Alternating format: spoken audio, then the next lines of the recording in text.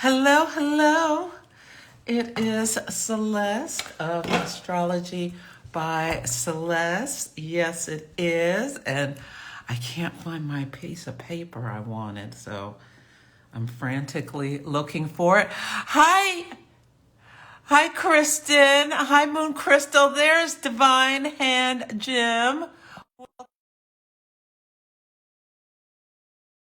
Mystery. I'm so excited. Okay, I think I pushed the accept button, so oh, there it goes. Hi, Jim. It's so wonderful Hello. to see you. Wonderful to see you, Celeste. I'm so excited for this conversation I am thrilled to be here. about palmistry, which is so fascinating. I can't wait to learn all things about it. Did you like your theme music? I loved it. I loved it. Anything. I have a whole playlist of songs that include things about hands, and I added that song to my playlist. Oh, good. Good. Yes. Well, I'm going to have you introduce yourself and tell the people about how I know you've been doing palmistry over 30 years. Yeah. Yeah. Why don't you introduce yourself, please? Okay. My name is James Devine, and I am a palm reader or palmist or chiromancer, lots of different names. I also read tarot and dabble in astrology. Because once you have a taste, then you do all things. I have been reading palms since I was just a young man at age 16, although I read my first, professionally since I was 16, but I read my first palm when I was 11.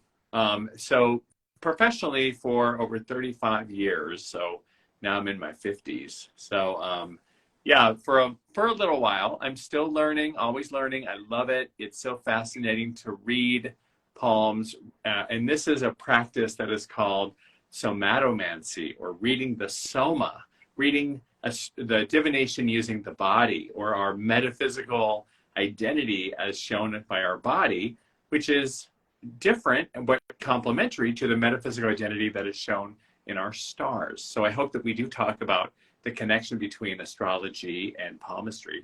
We should talk about that. Yes. Anyway, but I've also been studying Western metaphysics and magic for the last 20 years. I lead a coven in Seattle. I live here with my husband, and I'm a stepdad and a very proud grandpa.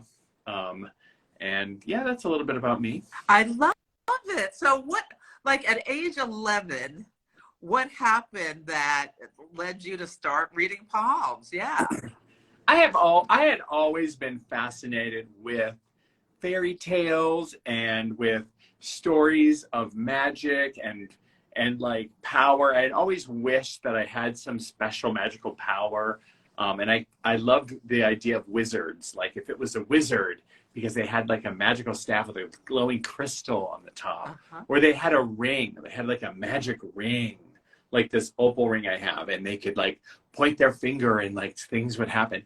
So I always thought that was cool. And so in my grandparents' attic, my dad's side of the family, which were a lot more secular than my mom's side of the family, I found a pamphlet, and it said, it was from the 50s or something, and it said, your futures, oh right, Sobra has the magic wand, exactly what I'm talking about. Sobra. The pamphlet said, your future's in your hands. And so I read this little pamphlet. Ooh. And at age 11, you can read a pamphlet and then you can do the thing, right? So immediately I did the thing, and I read my little brother's palm, and my little brother was like, whatever. And he went to my mom and said, Jim read my palm. And my mother snap pointed at me and said, don't do that. It's devil worship. Oh, wow. Yeah. So pro tip, if you're a parent and if you want your kids to do anything, just do that. Snap point and say, don't do your laundry. Don't do your laundry. Don't become a lawyer. Don't be a doctor. I wish you would have said, don't do your laundry. Then I wouldn't have this problem I have now. But what is your sun, moon, and rising? My sun sign is Aries. Ah, Yes. so someone telling you can't do what you want to do, forget that. I use my Saturn fingers to let them know what I think. Uh-huh. Yeah. Um, so my sun sign is Aries. My rising, my ascendant is Virgo. Yes, it is. Yes, we are. We are organized. We have a whole visual management system. Yes, and And you can really, be very precise in what, Mhm. like, what you're seeing and how you Yes. communicate. Yes. And my moon is the ever luxurious, wearing opals, bedazzling myself, Taurus. Ah, yeah, my son is Taurus. No wonder we get along. Yes, Yes, sun moon Taurus moon. connections are the best. Yes, so I have a lot of so it's the fire, earth, the lava, the magma.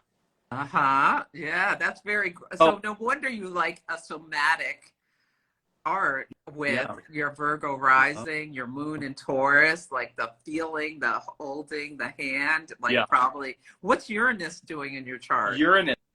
Oh, now I'm going to pull up my chart. I should have had my chart ready because, Oh, don't worry hey, about it. did you all know that that Celeste is an astrologer? Because if you're on her show, she's going to ask you about your chart. No, I love this because I'm Yes, so. for anyone who doesn't know me, while James is pulling up his chart, I am Celeste of Astrology by Celeste. If you're new to either of us, you can follow us by just clicking the little carrot at the top. Yeah, and I specialize in the moon because I'm a Cancer rising, but I love all things astrology. Cancer rising. Oh my God, that's the best. I have been so cared for by people with cancer in their Oh, chart oh, in ways that is healing, in ways that is just so fabulous. So there's something really special about people who are cancers, and I just deeply, immediately love you because of that cancer. It's so fantastic. Okay, so the question is, wait, I want to just say because just because she said it, Willow Spoon Creative said best, what did she say? Best ascendant ever? I think she said ah. that. And it was so funny. And I was like, yes, girl, yes. Yeah, I think she's talking about your Virgo Oh, my rising. Virgo, yeah, I rising. think, Yeah, right. but she can It was so clarify. good. Okay, where is Uranus? My Uranus is in my second house in what is that sign? That is what's before Scorpio is Libra. Libra. My Yes. Uranus is in my second house in Libra, just 11 degrees Libra. Okay, so that makes sense for you, like what you were saying about your mother told you, don't you dare do that. You're like, oh, really?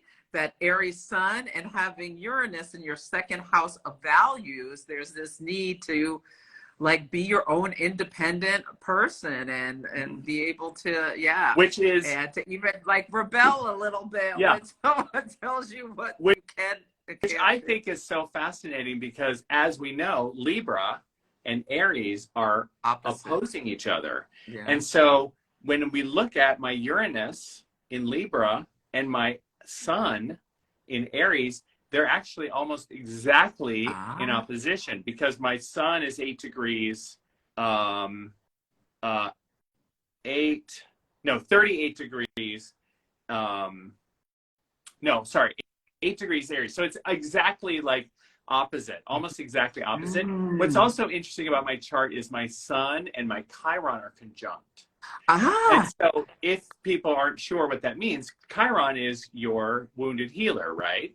And so one of the things I've thought about, but I'd love your take on this, is I often will show up in a very vulnerable, with my vulnerabilities. Like I don't have a problem telling people anything that is my, where I'm like, where I have failed, what my issues are, or like in a way that isn't like a victim, but I'm really open about here's where I screwed up, or here's what I could do better, or here's the things I've learned. And a lot of times this has people share things back and share things with me that they don't usually share with other people. And I've always wondered, like, why do people share things with me? As a reader, it's really helpful. people share things with me they don't share with other people. And someone once said, well, it's funny that your Chiron and your sun are conjunct. And I thought that was a really interesting take. But I'm Yeah. curious what you see, if you've ever seen someone with sun and Chiron conjunct, and what its best and highest use or best and highest. Yeah, so this is so interesting. Tomorrow, Jupiter and Chiron are conjunct. So this is a great day to be talking about Chiron, which is the wounded healer. And it's like we all have Chiron somewhere in our chart, and it has to do with our core wounds in life. And Aries is the sign of the self. And I wonder, as a gay man, if that sun conjunct Chiron, you were told you were not, always acceptable and all of this. This kind of stuff. And and throughout life, at the highest use of Chiron, we never totally heal that wound, but we can use it to help other people be aware. And Chiron was a healer as well as a teacher. So you teach about palmistry and you teach about I'm sure, a lot of magical things, a lot of things. I find that Chiron serves as a way for me to welcome people in a way that has me not be like another privileged person telling you what to do, but rather as a person that's been, I like to only teach about things that I myself have learned in a way that I like to also lead with humility, not with power over, but rather power with. So these are some of the principles that I've always felt are way better. And I just dislike people that are like, listen to me, take my advice, I haven't used it, right? That always bothers me. I love that. Isn't that funny? Yes. But don't you know those people? Yes. Yes, I do. Yes, I do. Yeah. I can think of one in particular who I won't call out. But anyway. You have him on your mind right now. That's so funny. When you have a planet conjunct another planet, the energies merge. Well, Chiron's an asteroid or a centaur or whatever, but there's an emerging of the energy, which is really beautiful for having that Aries fire, like tempered with the Chiron energy that helps you be a leader who shows people how you can as well. Yeah, use your vulnerabilities in a way that is strong is what I'm getting from that. I hope that people can learn to do that, and maybe that's the thing that I am showing people. I mean, what I didn't say in my bio is I, like you, had a corporate career, very successful corporate career. And I still do that on the side. I do some consulting on the side. And that really is about it's leadership. It's my consulting firm that I still own does leadership coaching, leadership development, and organizational, how to create organizations that are human centric and that are that create successful organizations that are human organizations. And so I've done that for multi-billion-dollar retailers as well as mom and pop, everything in between.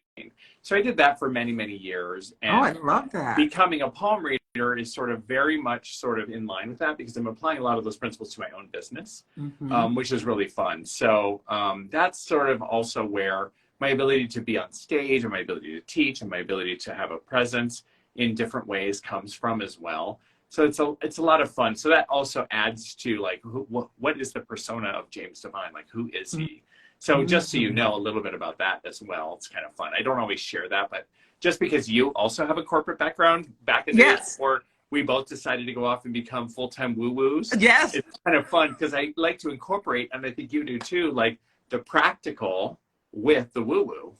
I do. And and I do coaching for clients as well and use my astrological knowledge as well as all I've learned throughout those 20 plus years in corporate I've helped leadership. CEOs with like a mudra when they're going into a meeting, if they're feeling a certain kind of way. I'm like, let's create a mudra for you so that you can enter this. And that's been really helpful. Oh, look, Sasha's here from Goth to Boss. One of my favorite people. Oh, wonderful. Yes, I love that.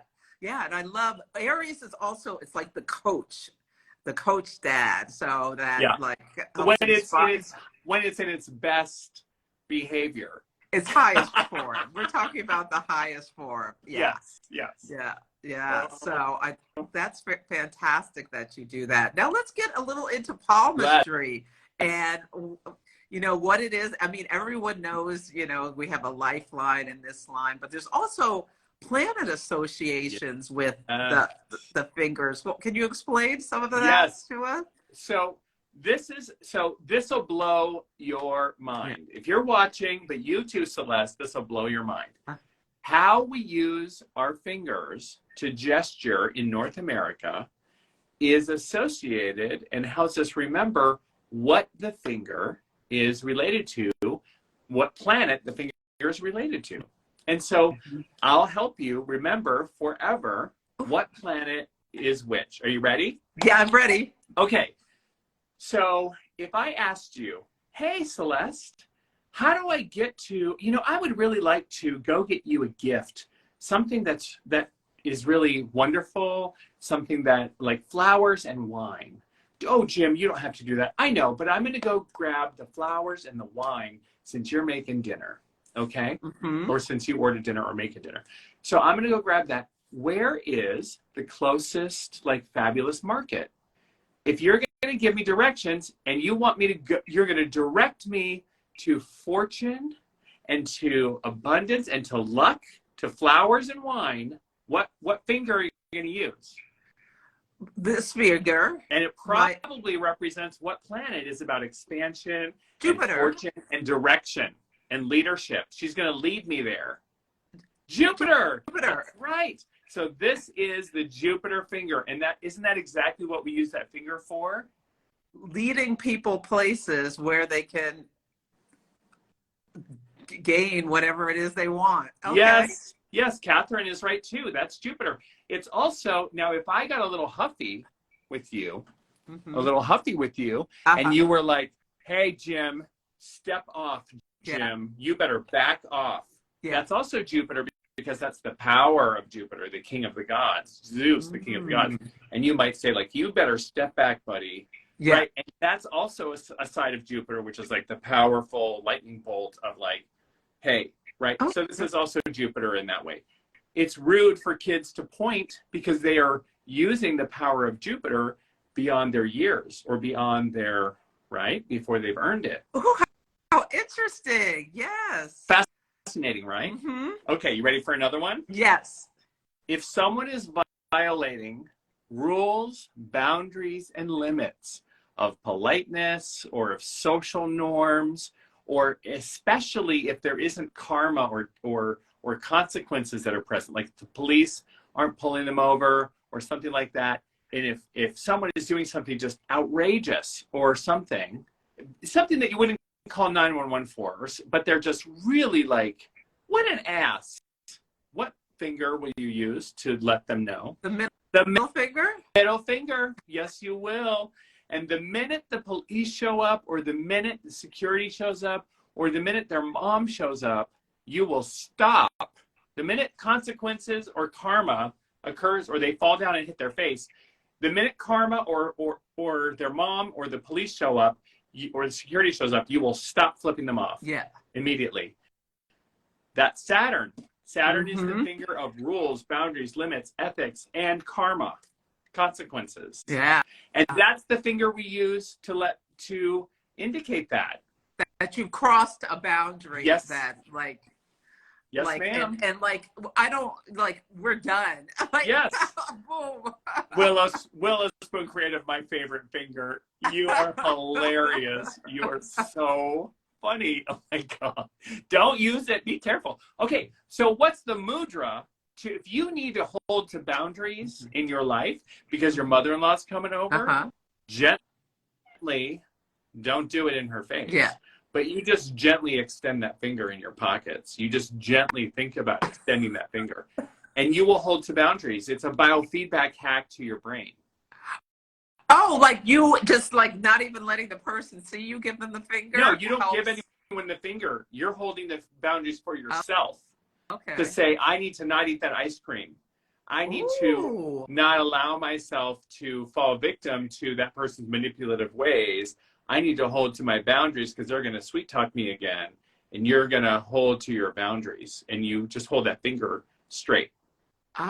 Define a mudra for people in So, case. I'm sorry, thank you. A mudra is a Sanskrit word meaning a sign or symbol or seal. And what it's known as is a hand gesture that sets an energetic vibe with your body.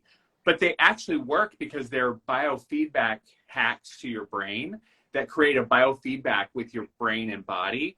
They also work energetically. And so it's a dual thing. It's an energetic, ancient Ayurvedic thing, but it also does People are loving energetic. this. I know, right? It's also a biofeedback to your brain. So it works both ways. Because we use this finger to indicate you violated my ethics, it's also biofeedback to our brain saying, I'm holding to my ethics. So like when I don't want to eat something, okay. Yeah, you just hold this up and you're like, okay, it's salad for me. Okay. Right? I'm going to leave practice the chips in the cupboard, Jimbo. Leave the chips in the cupboard. Okay. Yes. And it's just making sure this one finger is really Yeah, you're just great. like, I'm going to enjoy my salad and I'm going to leave the chips alone. Okay. Yeah. Excuse me. Oh, now, and Willow Spoon is saying she used to do this all the time and had no idea it had biofeedback. I was just trying to not get fired, Brenda. Yes, girl, that's right. Now, let's say that you're being hard-headed and you need to be open to other people's rules, other, you need to work with a new manager and they're not terrible. Relax that finger and be open to other people's ethics, rules, and boundaries. You need to relax. You need to be like, okay, maybe I need to be more open-minded. Okay. Relax that finger. So that could be like, okay, relax. That's really good to know. So this is how that sort of works. Okay, you want more fingers?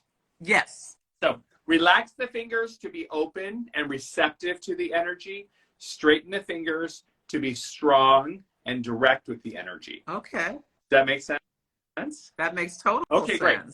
So now, how do we use this finger? You know something about me. What do you know about me from the ring I'm wearing? Who you're attached to. That you are attached. But I'm projecting an identity, aren't I? Yes. And what's the identity? What's the label that I'm projecting? That you're not available. That I'm married. Married, yes. Right? So this is very much like in North America, like I'm married. Yes. Right? And so I choose to wear this by saying, exactly, Catherine, married, right?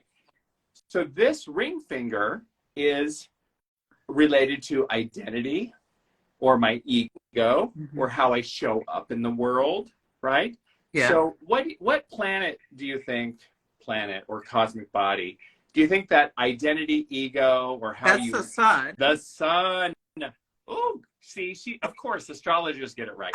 I hope I know that. If I don't know that, if you don't know that, she's fired. So this is the Apollo finger in palmistry, but it's the sun finger. And of course, this is how we use it. If you win the Super Bowl, you're going to wear the Super Bowl ring on your ring finger on your right hand. Or if you are one of those, maybe you go online and buy one of those great big rocks and you're going to show up at that cocktail party with your great big rock on your right finger because you're fronting. Yes. Right? Well, there you go. You are showing an identity, or you're trying to show off or project something out in the world. You're going to wear that on your ring finger because that's your Apollo finger. And so we can see how someone's feeling about themselves based on the position of their Apollo finger. Are they feeling receptive in their identity and open to being influenced by other people, or humble or sort of receptive? Or are they feeling like, yeah, I got it going on? And it's like, say it to the hand. You got, like, you're really pushing your identity, your boundaries with your Saturn, your your blink finger. Like, exactly how we're positioning it. That's right. Okay. Now, if I have a drink, a teacup, I don't have a teacup in front of me, but if I have a teacup and I have my pinky out, that girl's going to talk That girl's going to talk. She's going to express herself. She's going to express herself and communicate and talk. If you sit next to her at the banquet, she's going to yap, yap, yap. Yeah. Or if you find the guy at the bar or wherever with his beer bottle and his pinky is underneath the bottle, he's going to talk. Yes. So if you're into that, hang out with them. But if you're not, watch out for them. Watch out. So look to how people's pinkies are positioned to know if you're going to be able to have a conversation with you, if you get a word in edgewise. Or if you want to avoid them. Yeah. Look at Catherine and Willow Spoon Creative. Both of them know exactly what that finger is. Yeah. What would you say that is? Self-expression and communication is? Mercury. Yes. They got it right. Your followers are so good at, you're teaching them well. They know astrology, yes. They know astrology. That's why they follow you. You are so good. That's right. So that's the Mercury finger. Yeah. That's right. And so when we see people's pinky finger is always about expression, self-expression, and we can tell what that pinky finger is doing, if it's winging out or whatever, what they got tea to spill and what they're up to. Interesting. Okay. Last finger is the thumb. Now the thumb is two planets together. So what do you do with your thumb?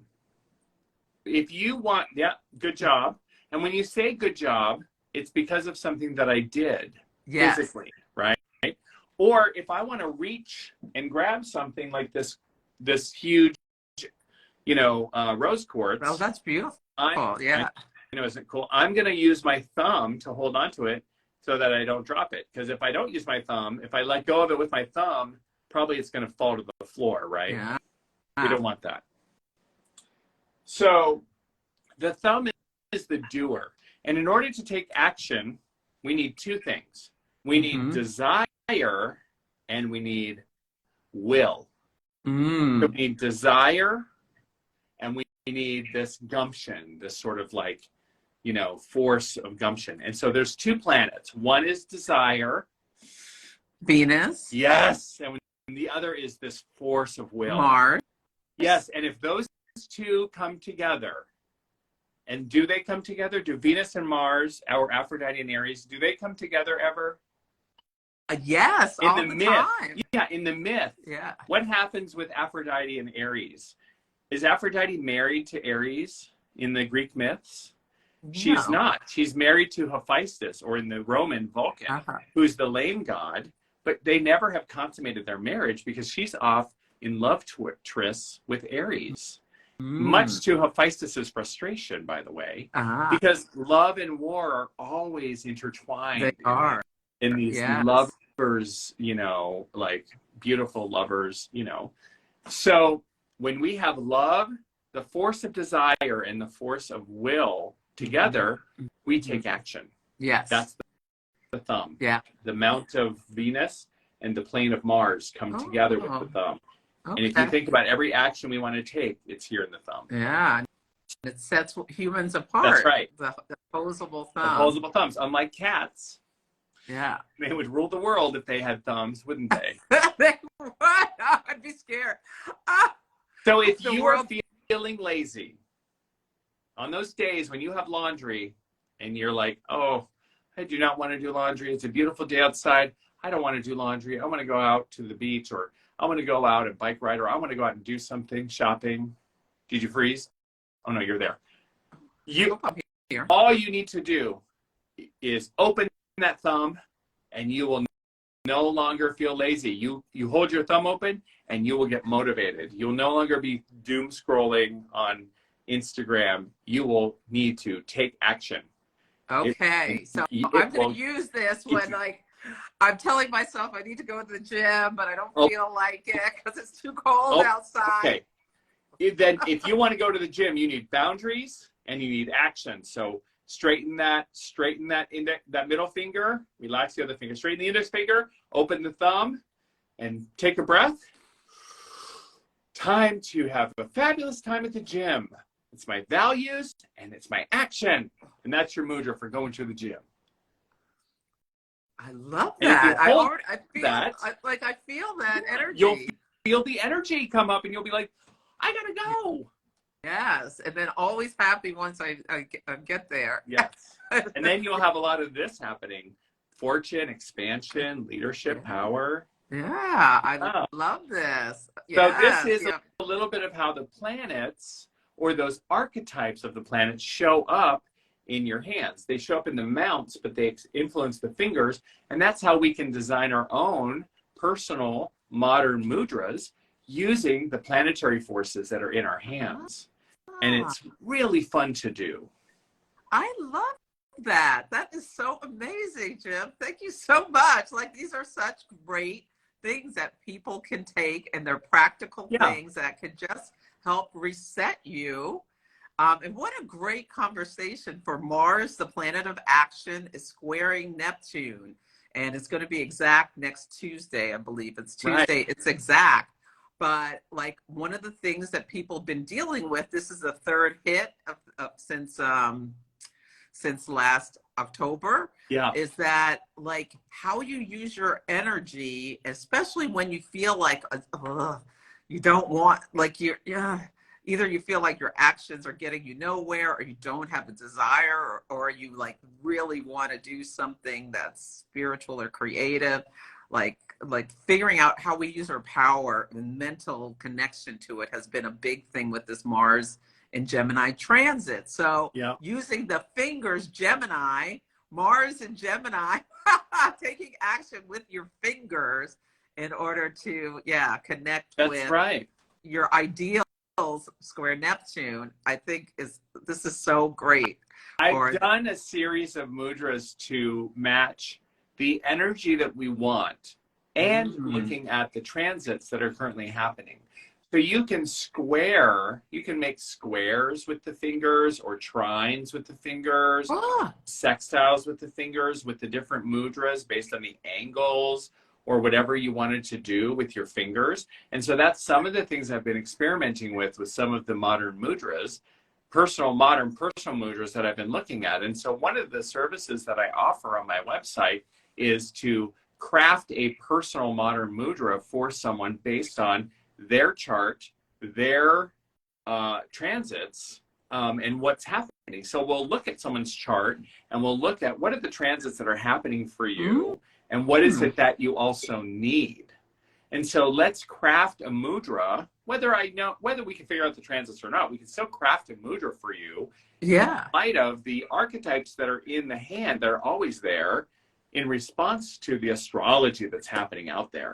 And so this is how I think about astrology in relationship with our embodied metaphysical power. I love that. So yeah. the astrology is a lot like the wall, star wall behind me.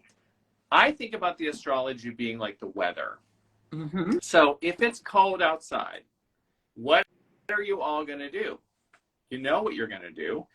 You're going to grab, if it's cold and raining, you are going to grab your jacket and your umbrella. Yes. Right? And those are the tools you are going to use when you go outside. And if you were originally going to walk to the supermarket, because it's only 5 blocks away, you may choose to drive instead. Am I wrong? Yeah. No. Yeah. Yeah. Because it's raining and it's cold. Okay. If it was a beautiful sunny day, you may take your little cart and you may walk, right? But that's a different choice on the tools you might use. But your body is still, you may still have a fire hand, and you may still choose to use your thumbs with Venus and Mars and your Jupiter finger in the same ways. And you can still choose the energies and the fingers and the planetary energies in your hands, regardless of what the weather is doing. Does that make sense? So you still have the metaphysical power in your body, the planetary powers in your body, regardless of what the astrology is doing. Okay, so let's use an example. So tell me a transit that's happening. So for Pisces especially, Pisces, Geminis, Sagittariuses, and Virgos, Saturn just went into the sign of Pisces this Yes. week. So people, especially people with early degrees in those signs, are maybe feeling this shift, and it may be a little like, what's going on? So how can they, is there a mudra maybe that can help them manage this Saturnian energy? Perfect. So Saturn is in Pisces. So first I think about, okay, Saturn in Pisces. How does Saturn feel in Pisces? Saturn is this cold, cold, dry planet in Pisces, which is, it suddenly starts to feel like Saturn plops in and starts to send the freeze into Pisces, right? It starts to send this, like, people have a sort of this malefic.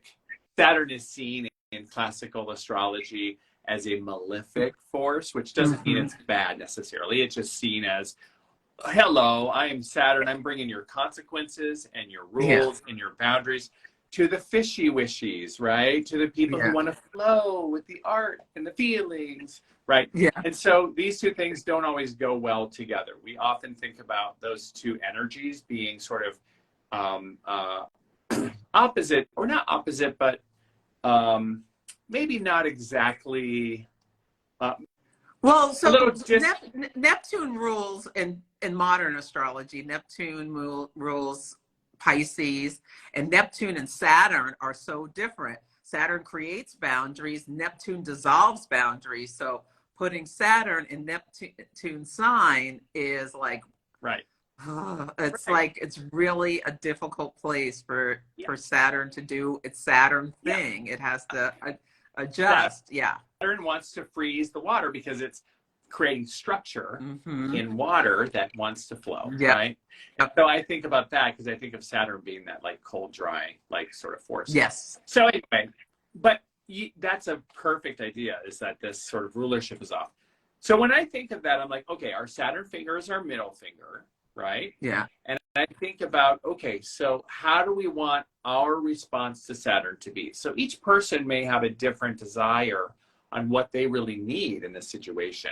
So for a Pisces that wants to continue to flow, I might ask, well, good luck changing what the planet is doing, because you ain't going to do that. How can we roll with the structures of Saturn? How can we flow with them? This is the ladder, the fish ladder for you. How about we look at Saturn and ask Saturn to build us a fish ladder? How can we have Saturn protect us from the predatory eagles by having an ice by freezing just the surface of the water and letting us swim underneath? How can we have Saturn work with us rather than making a dam? Have it work in the way that we want. So let's think about how we want those structures to work with us, not against us, because we can certainly do that looking at the rest of our chart, looking at how we are in the world. What else is working with us? This is a time to take advantage of the structures that, let me be frank with all of you Pisces out there, this is a time when the Pisces can use a little bit of structure. Pisces, I'm looking at you because you looking at yourself, right? Create healthy boundaries, which is something that's the root. That's the work of being a Pisces, is learning how to, like, so we can elevate, temper that merging. So we can elevate the Saturn sat his happy butt down in Pisces to say, here I am again, reminding you, you are worthy of boundaries. You're allowed to have them. It isn't going to hurt people it's not going to hurt other people for you to honor yourself with boundaries. Willow, she is so bad. You're going to make them cry again. She says you're going to make them cry again. Yeah. So Pisces can remember that water is itself a structure. Water, when frozen, does structure really well. Fish don't swim without bones in them, right? Pisces does understand the structure of art, the structure of creativity, creative constraints of the banks on the water. that Pisces understands structure. It understands structure in its own way, and it can work with Saturn. So we can have Saturn in the ways that we need with the palm. Yeah. We can extend Saturn and say, I'm going to own that, and I'm going to own my own boundaries. The Elves girl says, I love that, but Pisces ain't going to do that. Yes, they are. We are going to give Pisces the sovereignty. We're going to believe in Pisces that they can, where they need it, use this Saturnian force to create healthy boundaries. Some Pisces may be creating their master works, especially like artistic and creative Pisces. Yeah, or writer. I see like a Pisces writing their novel. Yeah. Pisces don't need to flounder. Pisces can do it. Okay, Here are two mudras that immediately come to mind that are well known. Yeah. One of them is what I call the reverse Spock. Spock does this, live long and prosper, but this is a really amazing mudra. What we're doing is we're putting our middle finger of Saturn and our ring finger of Apollo together. This is our ethics, rules, and boundaries of Saturn, and our identity and our ego are linked. This gives us incredible integrity in the world. This links our identity and our ethics and boundaries together. And it has us create this tremendous personal integrity. So during this time of Saturn in Pisces, we can say, I have amazing independent power of Jupiter, amazing independent communication of Mercury, and I have linked my identity and my ethics and boundaries together with Saturn.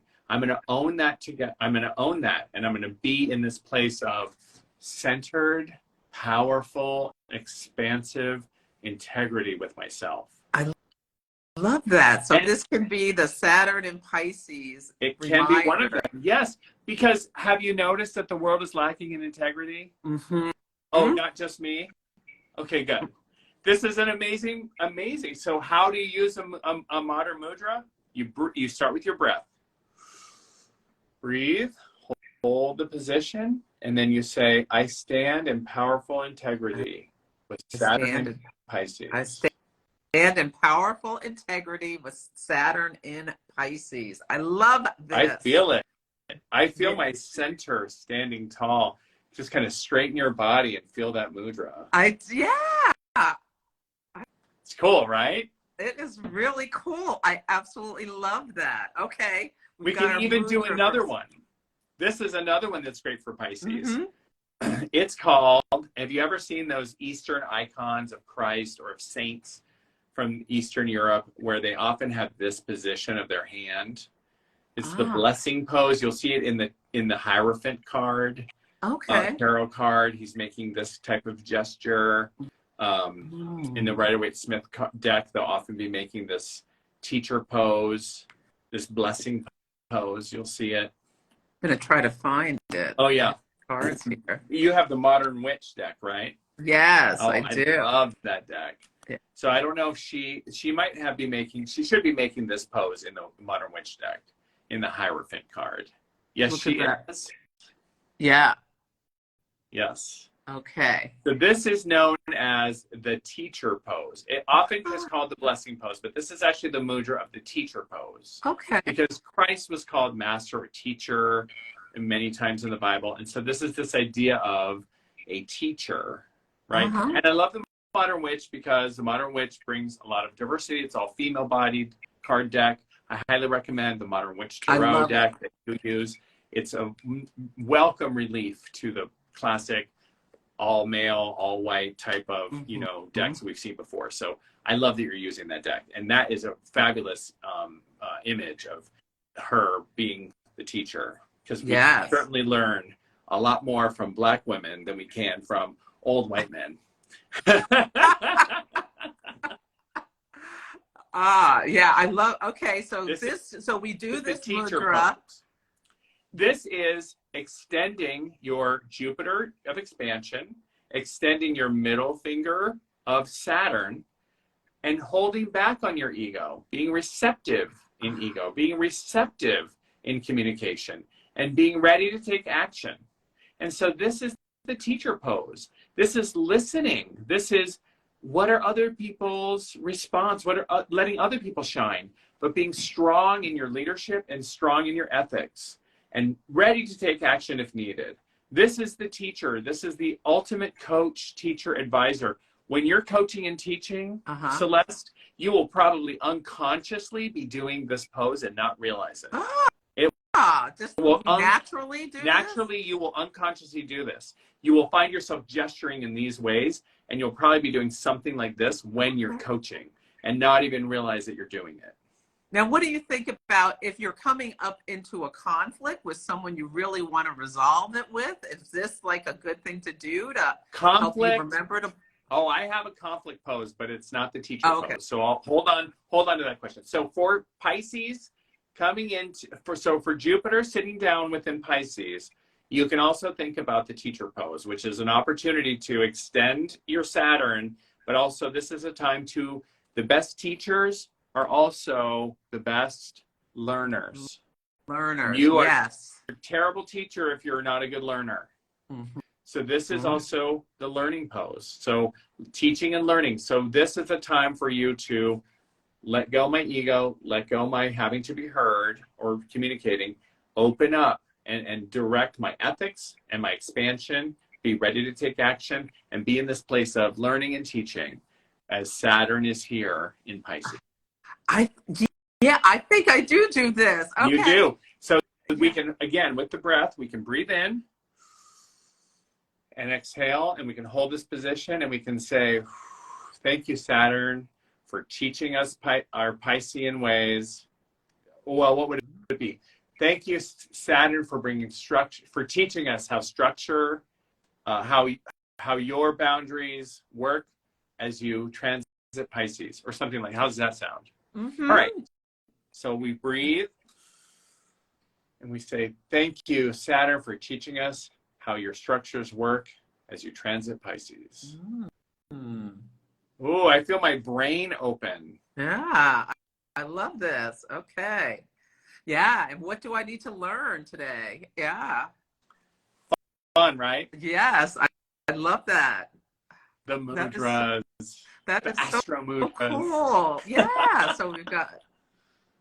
All right, yeah, so we have this one, and we have this one. Okay, so if you have conflict, so tell me more about that. Talk to me about conflict. Like, well, I was just thinking, sometimes when we get into conflict, we get so into our ego position that we stop listening and just start the fighting, or Jupiter can also, a shadow of Jupiter, like blah blah blah, being like what I think is what is, and nothing else. Yeah. So that's why I was asking. So right. What did someone tell me? An argument or a conflict is two people vying for attention, ultimately, right? So I think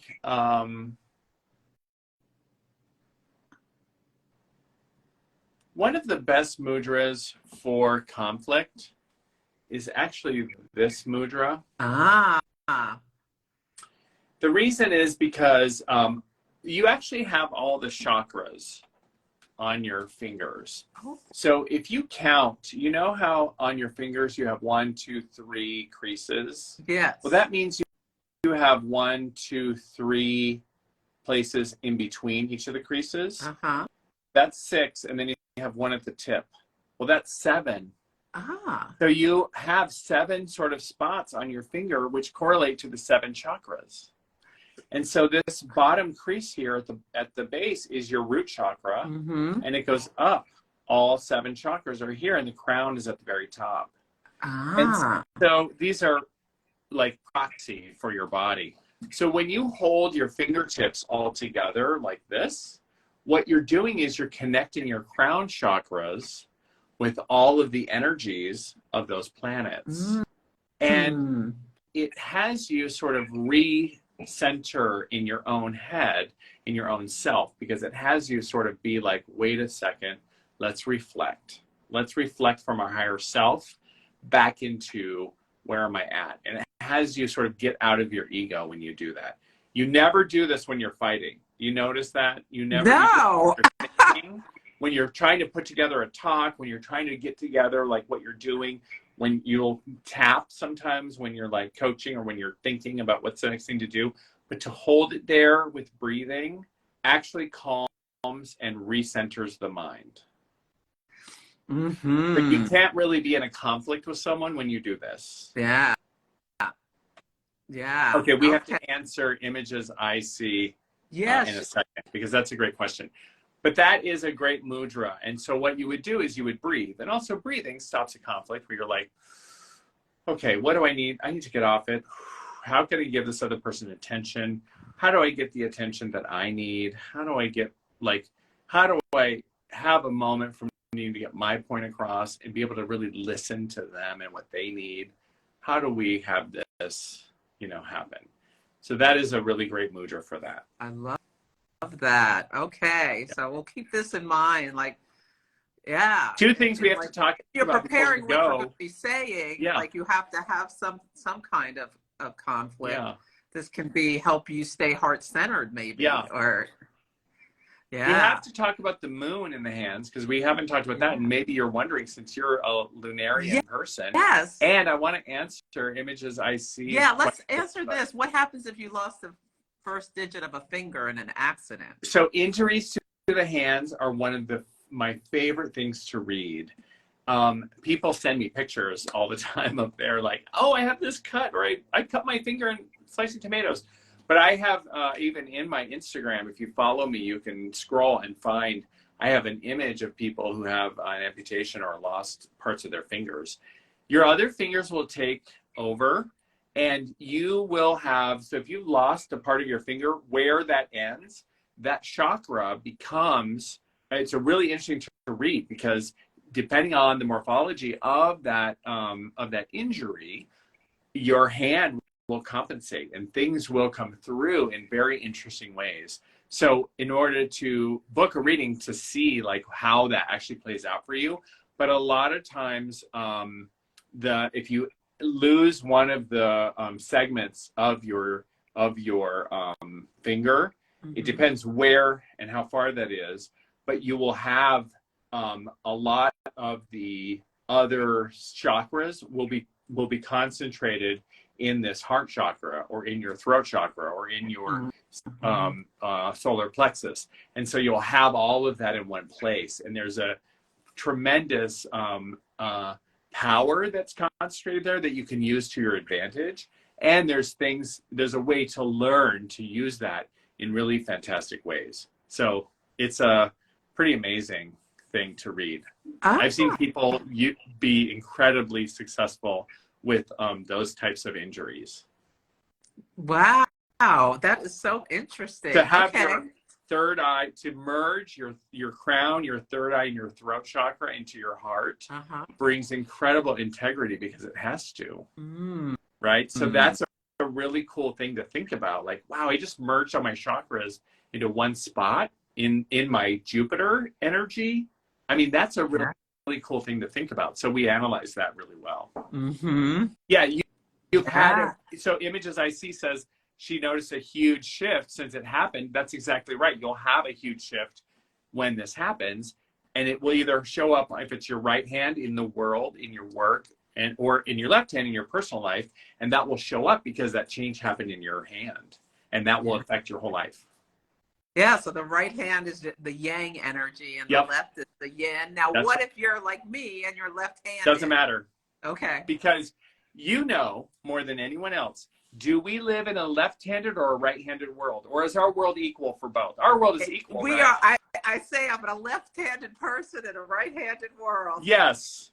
Our world is not, we're not an equal world. It's not equally left-handed for you? No, it's a right-handed world. And so that's why we read the right hand, even for left-handed people, because you only have to pick up one pair of scissors and gosh darn it. Or they're made for. Have to say, is that correct? in the most casual way, and we unconsciously hear, yeah, that's right. And even that word unconsciously programs you every day that right is correct. And the word sinister is Italian for left. Yeah, yeah. Yeah. It's Can we talk about the moon before we end? Yes, please. Where's the moon? You notice we didn't talk about the moon finger? Yeah. Are you sad about it? I am. I'm kind of feeling like the moon may be in the center or something. The center is the plane of Mars. Mars is this triangle. Okay. Palm. So we have Jupiter, Saturn, Apollo, Mercury. Over here is Venus. In the middle is Mars. There she is. The moon is this? The moon is right there.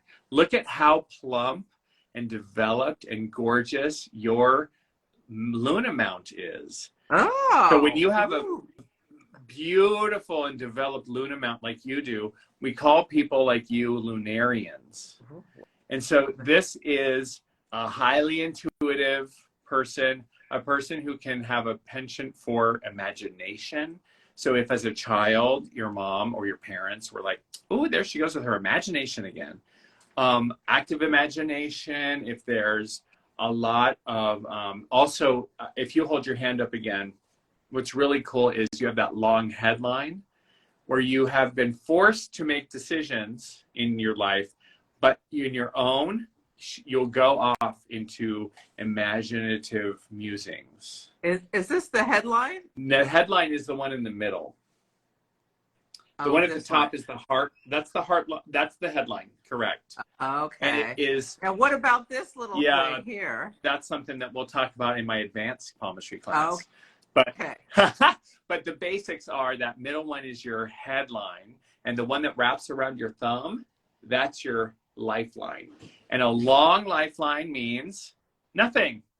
It means nothing. I'm kidding. Oh. So long life and short life don't mean long or short life. It means a long lifeline means you have an old soul. You are here to complete things, and you're here as an old soul. And a short lifeline means more of the Fool card. It means you're here to create lessons and as a beautiful, like sort of young soul type of energy. So don't feel worried when someone says you have a long lifeline or short lifeline. It is not related to length of life. Now, is this long? Because I'm born very long. I'm born at the balsamic moon, which also relates to being an old soul here to complete things. Yeah, it's like a world card type of. But you wouldn't be into this stuff. People won't come to you for readings. They won't be here on the live, most likely. They won't be interested in this kind of thing unless they have a long lifeline, because old souls, like young souls, don't care. Yeah. So the moon is a really beautiful, you and I both have these great big plump moon mounts of moon. And it's so beautiful to have these. And that's that gorgeous, you know, intuitive lunar qualities that we carry. When people have a sixth finger. I saw you posted someone with a sixth finger the other day. That when you can get a sixth finger in the middle, but you can also get one on the end. When you have a sixth finger here, that's the Luna finger. Oh, okay. So then you have a lunar finger. You can also get a Mars finger when it comes here in the middle. So it depends on how that paradactyly that shows up. But a Luna finger is really cool. So when it's very rarely are they fully functional. But the one I pictured on the football player from Kentucky, excuse me, his is fully functional, and it's way cool. Yeah. Yeah, this is so fascinating. Wow, we went to so many avenues I wasn't even expecting. I know, we could talk for like 2 more hours, shall we? We could. Yeah, well, what we need to do is have another talk at some point to talk more about different things about palmistry. But why don't you tell people, you know, how they can find you, what you have coming up, all the good stuff. Yeah, so follow me on my Instagram by hitting the caret right above Celeste's head. there's a little carrot that comes down, Cosmic Conversations. Follow both of us. Make sure you're following us. If you're here because of me, follow Celeste. If you're here because of Celeste, follow me. And you can go to my link tree, go to Celeste's link tree, set up a reading with both of us, set up a reading with each of us, but you can set up a reading with me. I give talks all over the place. I also occasionally will show freebies on my Instagram, but really, if you want freebies for realsies, subscribe to my email list. That is where the real stuff happens, because you know how fickle social media is. Yeah. We get spammers and scammers and all kinds of stuff that happens. So subscribe to the people who you love. If you love us and you think it's cool, subscribe to our email lists. And I never spam. I hardly ever email anyway. But we have some cool stuff coming up. So I'm teaching at Paganiscon up in Minneapolis, St. Paul. Oh. That's next weekend. And then I'm teaching at Tide in Dallas. Are you going to be at Tide? No. And then you're coming up to the Seattle area for Norwalk. When is that? That is the Memorial Day weekend. So we will make plans to get together. And then I'm going to be at the Northwest Tarot Symposium in September in Oregon. Ah, that sounds like fun. Yeah, to go to a keynote speaker there. Yeah, well, I can tell you're a wonderful speaker for, anything you do, and teacher. You've got it all going on, and coach. Yeah, thank you so much for coming and sharing your knowledge. This has been a fascinating conversation, and thank you for giving us our Saturn and Pisces mudra. Yes. This one. Oh, wait. And this one. Yeah. And this one, the teacher pose, and the personal integrity pose. Well, I hope you save this live. Do you save the live? Of course, yeah. I'll save it, and I'll invite you to collaborate in case you want to watch this live again. And send me any questions. You can send us questions. Email me with questions. Anyone who's watching, I'm happy to respond. And book a reading with Celeste, because get your chart read. Yes, and book a reading with Jim too if you're interested in finding more about your We'll read you like a cheap novel. Yes, I love it. Well, you have a wonderful rest of the day. Have a healing weekend with Jupiter Chiron conjunct in your sign of Aries, and hopefully you'll get some relaxation this weekend. I will. Yeah, it is a busy weekend, but we will. Yeah. Bye, Sasha. Bye, Ted. Bye, everyone. I love you.